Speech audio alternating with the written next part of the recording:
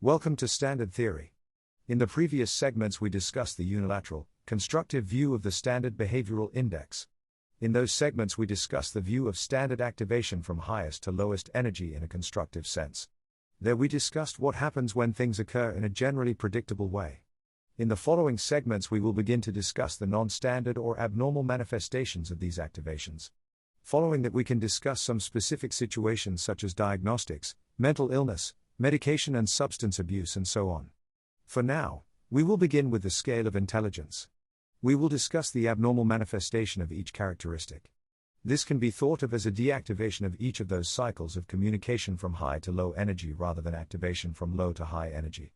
From there we can discuss the abnormal versions of the Z0 scale as well as those abnormal manifestations on the Z scale. Beyond that, there are three important abnormal scales to discuss. There is the abnormal thinking type of cyclic thinking which contains several of its own communication types.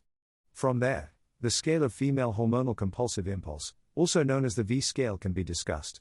From there, the true scale of intelligent derangement, known as the D scale, can be discussed.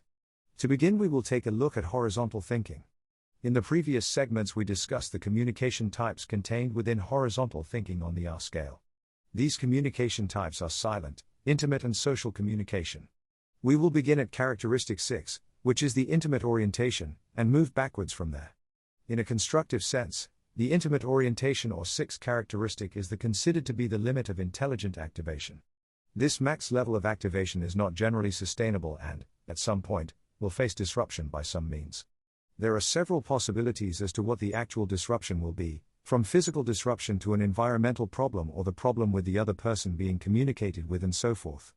Any of these disruptions will lead to a deactivation of the characteristic. In a destructive sense, each of these deactivations are related to a specific phenomenon or behavior. During the deactivation of this max level of processing, the expected outcome is referred to as recursion. This process of recursion is related to the abnormal cyclic thinking type, which can be discussed in more detail later. However, the deactivation of the 6th characteristic will result in the process of recursion, which is related to a repeated attempt to achieve the overload event associated with the max activation. In a constructive sense, the processing of the 6th characteristic should lead to too much information being processed, which becomes associated with the release of a neurotransmitter. Once this max activation begins to deactivate, the cycle of communication will need to be either terminated or resolved.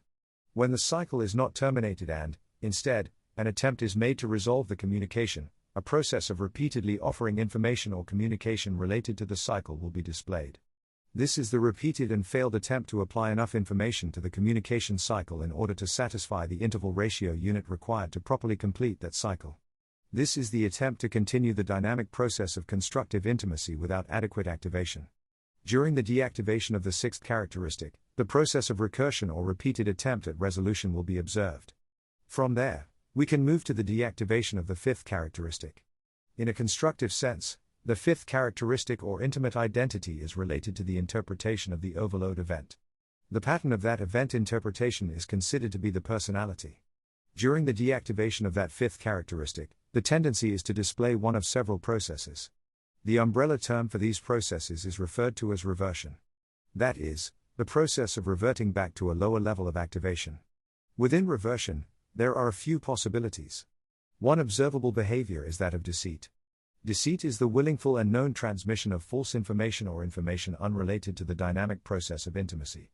This is one way to prompt the other communicating party that the experience of constructive intimacy is no longer possible. This allows the level of communication to revert to a lower level of activation. Another observable behavior is that of a deferral. In the deferral process, the tendency is to refuse to offer communication in a dynamic sensum.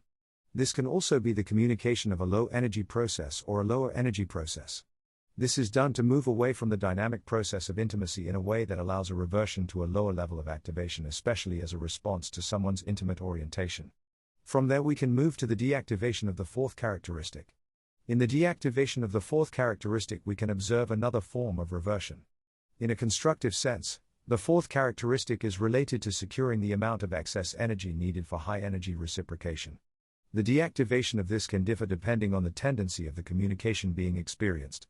In one sense, the 4th characteristic can be deactivated prior to communication, or the 4th characteristic might not have been achieved in a way that allows the dynamic communication with another person. During a prompt for communication, a deferral or deceit might be displayed. If the deactivation happens prior to the dynamic processes referred to as anxiety might be displayed. In this process of anxiety, an interpretation of the overall situation, known as an intimate personality, might be displayed rather than the confirmation of the capacity for communication. This is essentially the display of a negative intimate identity instead of the display of a positive intimate interaction. This overt display of identity during the lack of activation of the fourth characteristic is the definition of intimate anxiety. There is also a chance that the person will be aware of the lack of activation, in which case the process of deferral is more likely to be displayed. The process of deferral as well as the process of anxiety are both related to the deactivation or lack of activation of the fourth characteristic.